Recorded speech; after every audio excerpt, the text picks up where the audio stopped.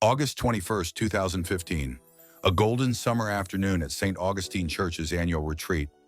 The smell of pine needles in the air, children's laughter echoing through the woods, and then silence. Abigail was right beside me, Lydia Thompson whispers, her eyes still haunted 8 years later. We were singing hymns. I turned to comment on her voice. When I looked back, she wasn't there. Pastor Raymond Morris's only daughter, gone, vanished between one breath and the next. The silver locket she wore every day found abandoned on a bench, her purse left untouched, her diary open to a half-finished sketch. But Abigail herself? Nowhere. Search parties combed the dense woods surrounding the retreat. Police dogs tracked her scent to the edge of a dirt road before losing it completely. Security cameras caught a blur of light blue, the color of her dress, walking away from the grounds. For 8 years, the disappearance remained an unsolved mystery, a case file gathering dust, a father delivering sermons with hollow eyes, a community marked by whispers and suspicion. Until September 2023, when youth minister Trevor Banks climbed into his attic and discovered a secret that would shatter everything. Have you ever trusted someone completely, only to discover they've been hiding a darkness you never imagined? The most devastating betrayals often come from those closest to us, those we've welcomed into our homes, our churches, our lives. What would you do if your community's spiritual mentor harbored such secrets? Westville, New York embodied small-town serenity, maple-lined streets where children rode bikes until dusk, an ice cream parlor where the owner knew every customer by name. Sunday mornings when church bells called families to worship beneath stained glass that had witnessed generations of prayers. This wasn't a place where children disappeared. This was a community bound by faith and trust, where people left doors unlocked and neighbors watched out for one another's children. The Morris family stood at its center, Pastor Raymond, his wife Eleanor, and their talented daughter Abigail, the girl who painted murals for the children's ministry and dreamed of teaching art. Westville wasn't just quiet, it was sanctuary. A place where seasons changed the landscape but never the values. In autumn, crimson and gold leaves carpeted churchyard paths. Winter brought neighbors shoveling each other's driveways before dawn. Spring meant community garden plantings, and summer brought potlucks that stretched into firefly-lit evenings. St. Augustine Church stood as the town's centerpiece for over 150 years. Its weathered stone walls and oak doors welcomed 5 generations of Westville families. Inside, sunlight filtered through handcrafted stained glass, casting kaleidoscope patterns across wooden pews, polished by decades of faithful attendance. Our church wasn't just a building, explains longtime member Martha Wilson. It was our anchor, the place we celebrated births, mourned losses, and marked every significant moment between. No one questioned the safety of this sanctuary. No one imagined that within these blessed walls, someone watched. Someone calculated, someone waited. Pastor Raymond Morris earned his community's devotion through 20 years of unwavering service. His sermons connected ancient scripture to modern struggles with wisdom that transcended denomination. When floods damaged homes in 2010, he opened the church as shelter and worked alongside volunteers for weeks. He counseled my husband through addiction, one parishioner confided. He sat with my mother as cancer took her. There wasn't a crisis he wouldn't face alongside you. His daughter Abigail inherited his compassionate spirit, but possessed her mother's artistic talent. At 17, she'd already painted 3 murals in the children's wing. Her art depicted biblical scenes with contemporary faces, local children as David facing Goliath, town elders as wise men. Abigail's teachers described her as thoughtful, perceptive, and observant. Her sketchbooks revealed a young woman who noticed details others missed. The grief behind a smile, tension in a handshake, shadows where others saw only light. Every August, St. Augustine hosted its retreat at Pinecrest Campground, 15 miles from town. The 3-day gathering combined worship, recreation, and reflection, a tradition stretching back 40 years without incident. Families slept in rustic cabins. Teenagers camped in supervised tents. Activities ranged from canoe races to prayer circles. The highlight, Saturday evening's lakeside service, as sunset painted the water gold. The 2015 retreat drew record attendance. 218 people, including visitors from neighboring communities. Extra volunteers managed logistics. New activities filled the schedule. No one noticed when security procedures relaxed amid the heightened activity. No one questioned when familiar routines shifted slightly. If you've ever felt safe in a place you thought you knew completely, hit that subscribe button. Could you spot the warning signs hiding in plain sight? I investigate how trusted communities can harbor hidden dangers. Comment below if you've experienced a moment when everything you believed about a person or place suddenly changed. This story might help you recognize what others miss. 5:30 a.m. Pastor Morris rose early to prepare the morning devotional. Security footage shows him walking the grounds, checking preparations. 7:15 a.m. Breakfast in the main hall. Abigail sat with 5 friends, including Lydia Thompson. They discussed the afternoon art workshop Abigail would lead. 9:30 a.m. Group activities began. Abigail assisted with children's crafts while her father led an adult study. 12:45 p.m. Lunch break.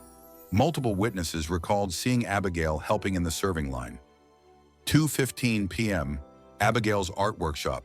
23 attendees learned watercolor techniques. She seemed completely normal, reported one participant, passionate about teaching, focused on each student. 4 p.m. Workshop ended. Abigail helped clean brushes and pack supplies. 4:30 p.m. Free time before dinner. Several people reported seeing Abigail walking toward the lake path. 5:15 p.m. Youth Minister Trevor Banks began gathering teens for pre-dinner devotional. 5:20 p.m. Lydia Thompson looked for Abigail to walk together to the meeting. She couldn't find her. 5:35 p.m. Lydia mentioned Abigail's absence to Pastor Morris, who assumed she was preparing materials for the evening service. 5:42 p.m. Security camera at the camp entrance captured a distant figure in light blue moving toward the road. 5:45 p.m. 3 separate witnesses spotted Abigail near the chapel's rear exit, walking alone. 5:52 p.m. A call was placed from a payphone near the retreat. Records show it lasted 47 seconds. 6:30 p.m. Pastor Morris began searching for his daughter. 7:15 p.m. Official search commenced. 9:42 p.m. Police arrived, establishing a perimeter that would yield nothing. "I saw her heading toward the lake path," insisted camp counselor Michael Reed. "She seemed calm, not distressed at all." "That's impossible," countered groundskeeper Lionel Carter. "I was clearing brush by the lake all afternoon. Nobody passed that way." Choir director Helen Vance reported seeing Abigail chatting with Youth Minister Banks after her workshop. They appeared deep in conversation by the canteen. When questioned, Banks denied any interaction with Abigail that day. These contradicting accounts confused investigators from the start. Was Abigail heading to the lake? Was she with the youth minister? Was she alone? Adding to the mystery, 3 teenage campers claimed they received text messages from Abigail's phone at 6:05 p.m., 20 minutes after she was last seen. The messages read simply, "Meet me at the old boathouse." The silver locket found on the park bench became the investigation's most puzzling element. A family heirloom given to Abigail on her 16th birthday, she never removed it, even while swimming. Inside, a miniature photo of her mother. On its back, a fresh scratch that forensic analysis would later reveal contained microscopic fibers matching no fabric at the camp. What personal item would you never willingly abandon? The things we leave behind often tell investigators more than the possessions we take. Why this locket? Detective Marcia Dalton arrived at Pinecrest Campground 23 hours after Abigail's disappearance. A 15-year veteran of missing persons cases, Dalton approached each investigation with methodical precision. She'd found 9 missing teens alive in her career. The 10th would test everything she knew. "Time works against us in these cases," Dalton noted in her initial report. "The first 48 hours are critical." Her team immediately secured the retreat grounds, collecting fingerprints from every cabin, restroom, and communal space. They photographed footprints along the lake path, cataloged tire tracks at access points, and interviewed all 218 attendees. Dalton personally questioned Trevor Banks 3 times that week, noting his cooperative yet strangely detached demeanor. She found the youth minister's alibi, preparing devotional materials in his cabin, technically sound yet troubling in its solitude. No witnesses could confirm his whereabouts during the critical window. The detective established a timeline on the chapel wall. Photos, witness statements, and location markers representing Abigail's last known movements. She slept 4 hours nightly during those first weeks, reviewing security footage from nearby businesses, coordinating volunteer search parties, and consulting with FBI behavioral analysts. "This isn't random," she told her team. "Someone at that retreat knows exactly what happened to Abigail Morris." 3 promising leads emerged during the initial investigation. First, the unusual fiber on Abigail's locket matched an expensive wool blend found in high-end men's overcoats, not typical campground attire in August. Lab analysis revealed microscopic traces of cedar oil, commonly used in closet storage. Second, cell tower data indicated Abigail's phone remained active until 7:13 p.m., moving approximately 3 miles from the campground before going offline permanently. The movement pattern suggested vehicle transport, not walking. Third, a gas station attendant 2 towns over reported serving a nervous man with a sleeping teenage girl in his car around 8:30 p.m. When shown photos, he identified Trevor Banks with 70% certainty, not enough for an arrest. Each lead withered under scrutiny. The witness recanted. The phone was never recovered. The fiber source remained unidentified. By December 2015, the investigation stalled completely. The task force disbanded. Dalton was reassigned. The Morris family watched hope fade with each passing day. "The worst part wasn't the dead ends," Pastor Morris later recalled. "It was watching my daughter's disappearance become yesterday's news. People stopped asking. The posters weathered and tore. Life continued while we remained frozen in August, wondering if she was cold, afraid, or if she was anywhere at all." The most haunting cold cases often hide their secrets in plain sight. If you're fascinated by investigations where critical evidence is overlooked for years, hit like and subscribe. Have you ever revisited old photos and noticed something you completely missed the first time? Share your experience below, because sometimes the smallest detail breaks the biggest case. And stay tuned to find out which seemingly insignificant clue eventually revealed the truth about Abigail's disappearance. Pastor Raymond Morris entered his empty church at dawn each morning after Abigail vanished. Parishioners often found him kneeling alone, his shoulders shaking in silent prayer. How does a man of faith reconcile a God of protection with a daughter who disappears? He asked during a raw, honest sermon 3 months after the retreat. "I stand before you broken. I preach hope while my heart questions everything." His sermons transformed, becoming meditations on suffering and endurance. Congregants watched as their spiritual leader wrestled publicly with the very questions they whispered privately. The pastor kept Abigail's room untouched, her art supplies arranged as if she might return any moment to finish her projects. On her 18th birthday, he added a new canvas to her easel, then her 19th, then her 20th. He never stopped waiting. Westville grieved collectively yet differently. For months, volunteers maintained search efforts every weekend. They distributed flyers across 3 states. They organized prayer vigils where hundreds gathered with candles that flickered like earthbound stars. Yet as time passed, uncomfortable questions surfaced. Parents kept children closer. Church attendance fluctuated. Rumors spread. "We wanted to believe she'd run away," admitted town council member Frank Dennison, "because the alternative meant someone among us wasn't who they claimed to be." The annual retreat was canceled indefinitely. The youth program numbers dwindled. Parents volunteered to chaperone every church event. A memorial bench appeared near the lake path, adorned weekly with fresh flowers. A scholarship was established in Abigail's name at the local college. Westville learned to live with an unanswered question at its center. 3 men in Westville behaved differently after Abigail disappeared. Youth minister Trevor Banks intensified his community involvement, organizing additional youth events and speaking passionately about protecting children. Yet he abruptly canceled a planned mission trip when police announced new investigative techniques. Church handyman Lionel Carter, known for maintaining the grounds meticulously for decades, suddenly requested reduced hours. Neighbors reported unusual late-night activity at his workshop behind the church. Family friend Derek Monroe, who had once mentored Abigail in photography, moved across state lines 6 months after her disappearance.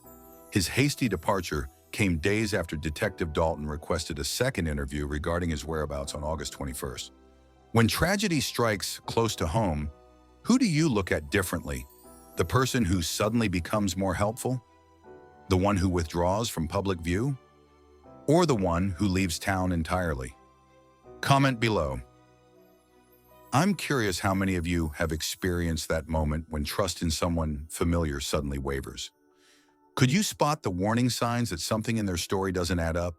By 2017, Abigail's case file moved to the department's cold case storage. The media spotlight shifted to new tragedies. National coverage ceased. Local papers relegated anniversary mentions to page 3, then 5, then not at all. The dedicated tip line received fewer calls each month. Eventually, it was disconnected. The Morris family appeared on one last television special in 2018. Their plea for information met with sympathy, but few results. Detective Dalton, now working homicide, still called monthly with the same opening line, "Nothing new to report." The world continued turning while the Morris family remained suspended in August 2015, forever waiting for a daughter who never came home.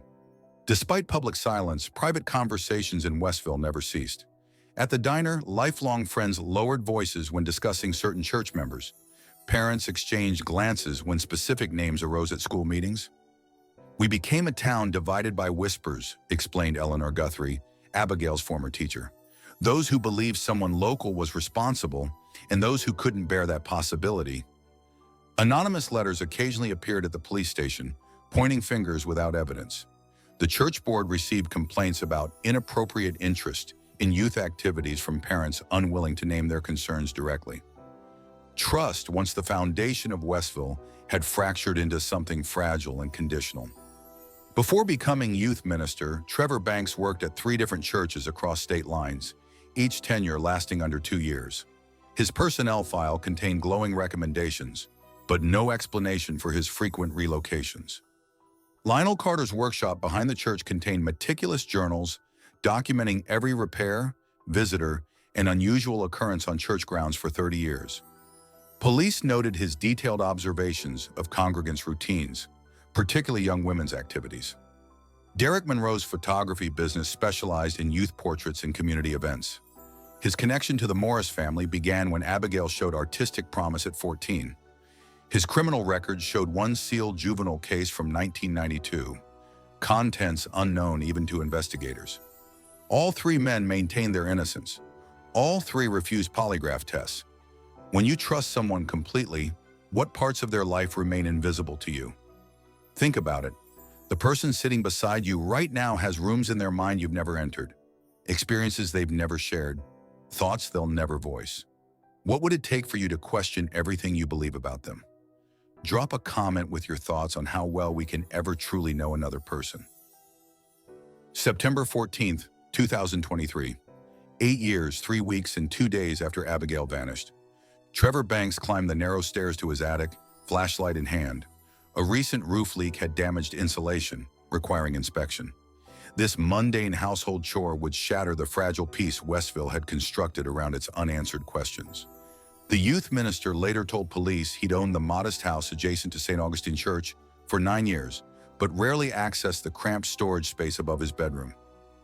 Dust-coated forgotten Christmas decorations, old seminary textbooks, and boxes from his previous relocations. While checking water damage in the far corner, his flashlight beam caught a section of floorboards that didn't match the others. Slightly newer, carefully fitted, deliberately hidden beneath a heavy trunk of winter clothing. "I wasn't looking for anything," Banks insisted during his first interview. "I was just moving things to check for water damage." The loose floorboard revealed a small compartment containing an old metal box, approximately 8 by 10 inches, secured with a combination lock.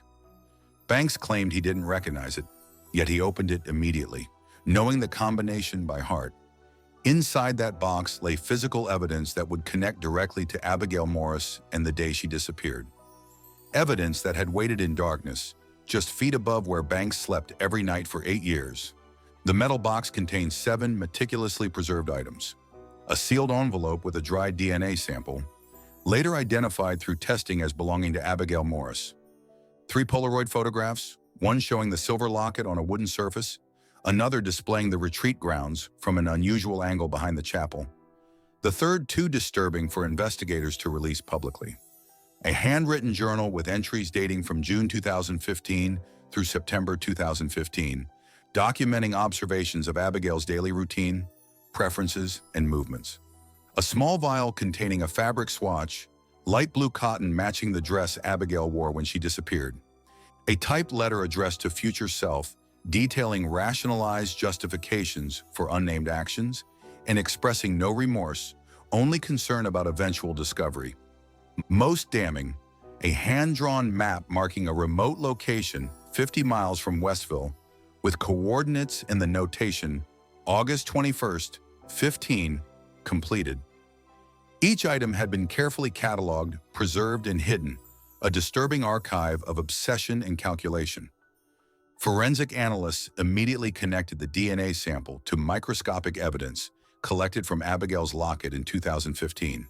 The original investigation had recovered skin cells and an unidentified biological fluid from the locket's clasp, material preserved but unmatched in any database.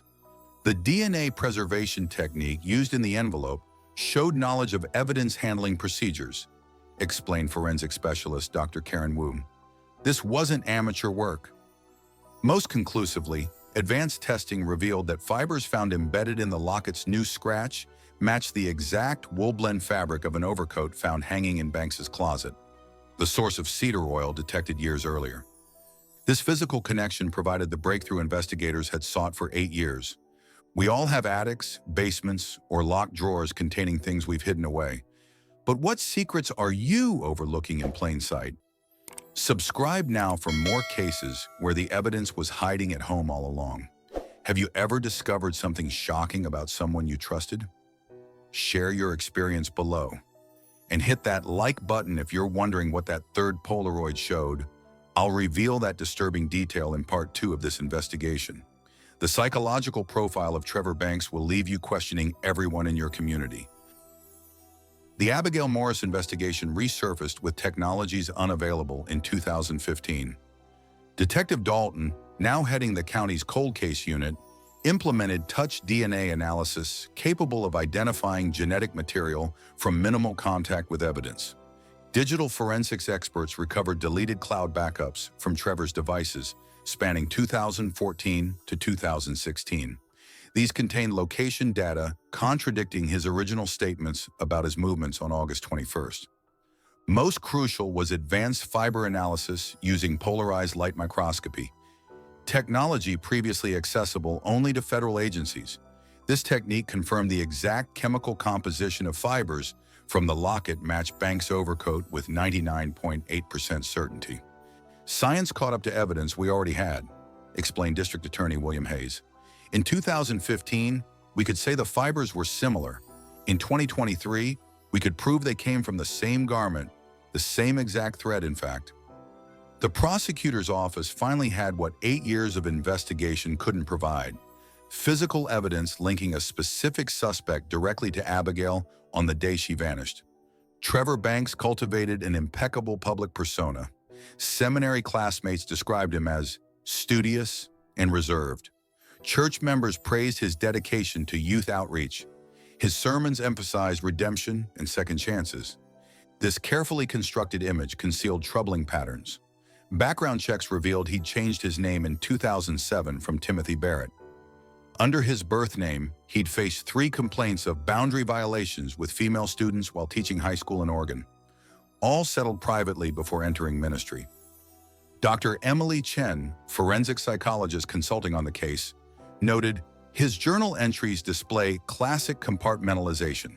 He genuinely believed in his role as spiritual guide, while simultaneously justifying harmful impulses as separate from that identity. Banks maintains separate social media accounts, his public profiles showcasing youth activities in scripture, while anonymous accounts followed true crime forums discussing missing persons cases, particularly Abigail's disappearance. He operated in dual realities, Chen concluded, and believed he could control both perfectly.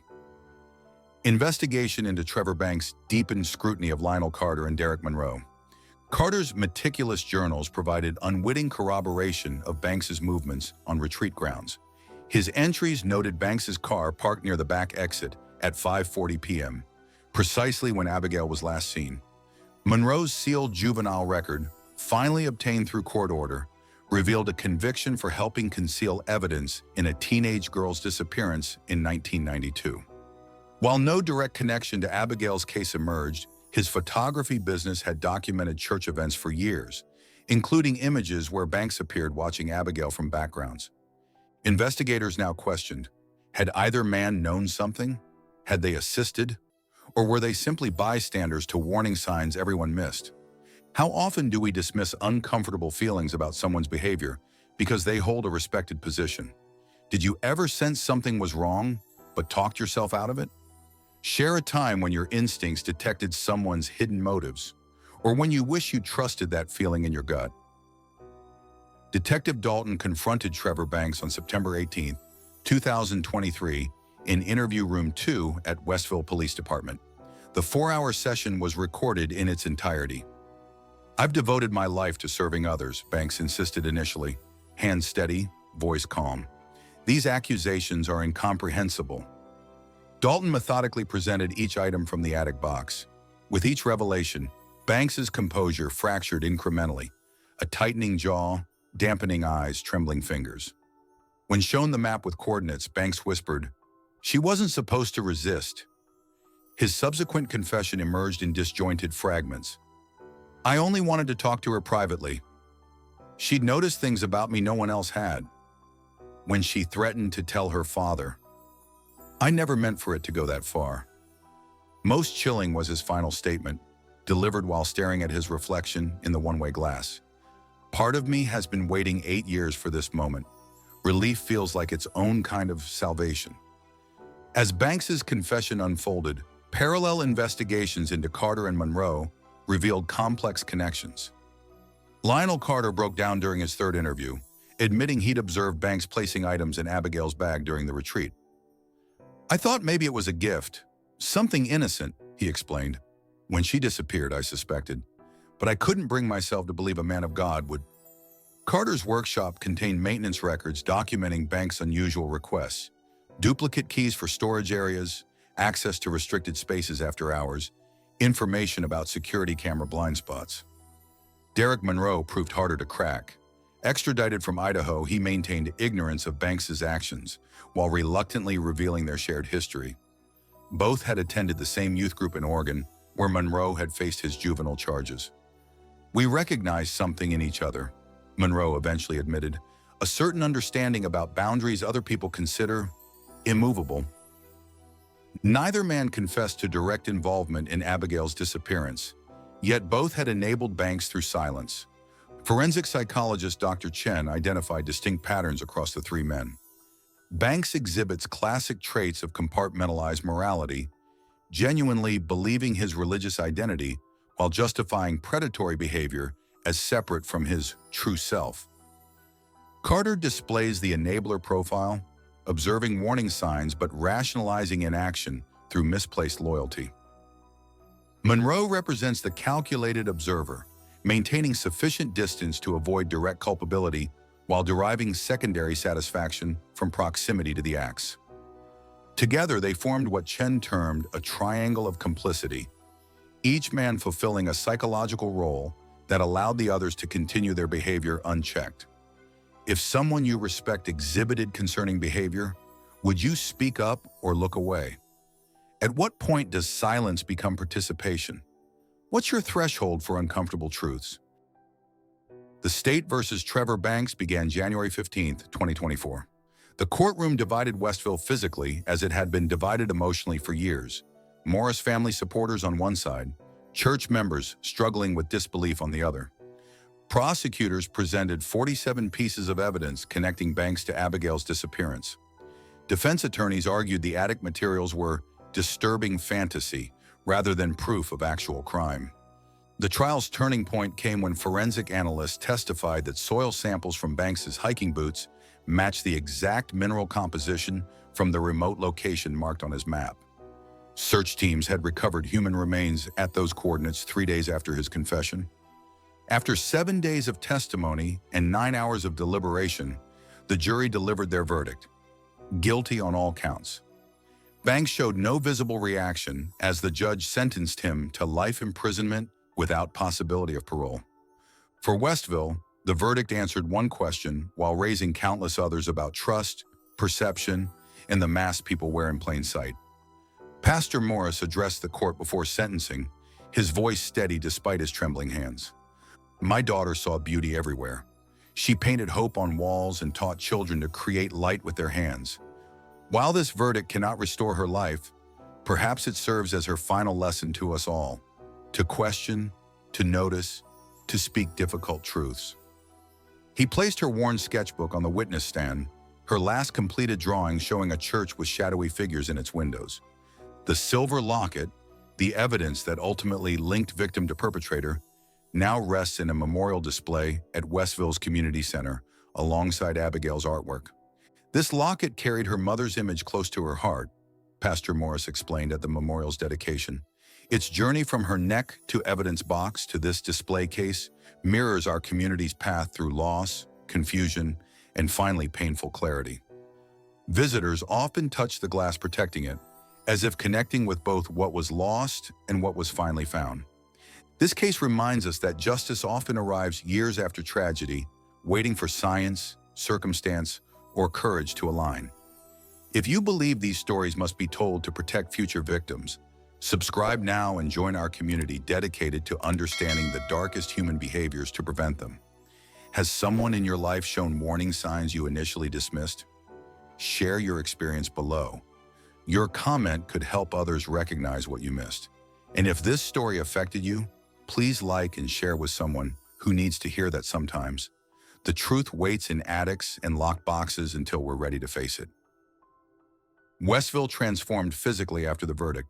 St. Augustine Church remained, but attendance dropped by 60%. The building was eventually repurposed as a community arts center. Abigail's Sketches, the first exhibition. New protocols emerged: background checks for all volunteers, security cameras in youth spaces, mandatory reporting training for community leaders. The Morris family moved away, unable to face Sunday mornings in the same sanctuary. Most telling was the silence. Where children once played freely, parents now watched from porches. Where neighbors once entered without knocking, doors now locked at sunset. "We became a different town," Mayor Wilson observed. "More cautious, less trusting, permanently changed." Trauma counselors arrived in Westville within days of Banks's confession. They stayed for months. Communities experience collective trauma differently than individuals, explained psychologist Dr. Rachel Winters, who coordinated recovery services. Some respond with denial, others with hypervigilance. Westville displayed both simultaneously. Church members who'd trusted Banks with their children reported symptoms of betrayal trauma, questioning their judgment, replaying interactions for missed warnings. Teenagers who'd attended his youth groups underwent specialized therapy. Some abandoned faith entirely. Parents formed support groups that continue meeting years later. "The hardest part," one mother shared, "isn't what happened. It's accepting that we created the environment where it could happen, unknowingly." Westville's painful evolution sparked meaningful change. The community developed a comprehensive protection program now implemented in churches nationwide.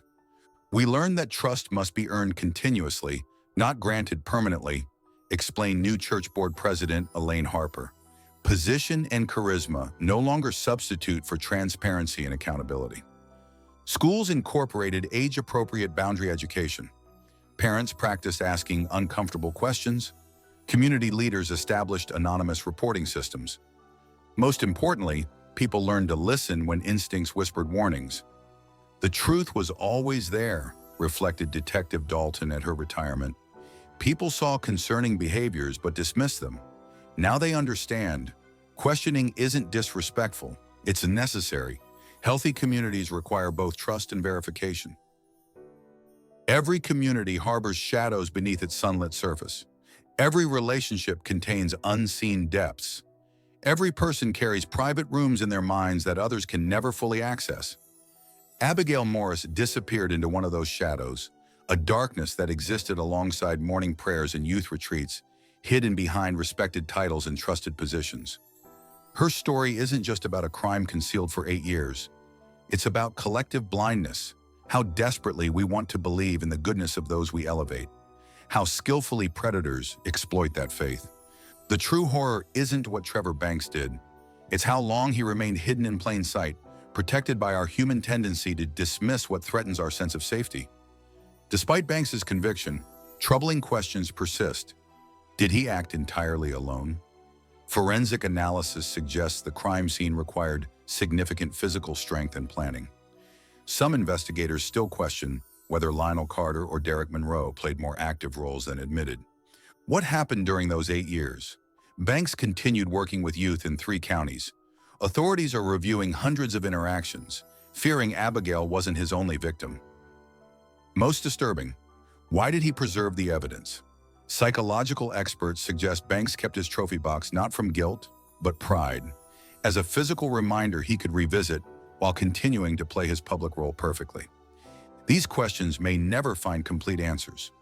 Abigail's silver locket now rests behind glass, a small tarnished circle that led investigators through darkness toward truth. It reminds us that our most precious possessions are not things but people, and our greatest responsibility is protecting them from wolves disguised as shepherds. Look around your community. Who has access to your children? Who holds positions beyond questioning? Who makes you slightly uncomfortable, but you dismiss those feelings because of their status? They're sitting in your churches, teaching in your schools, coaching your teams. Would you recognize them before it's too late?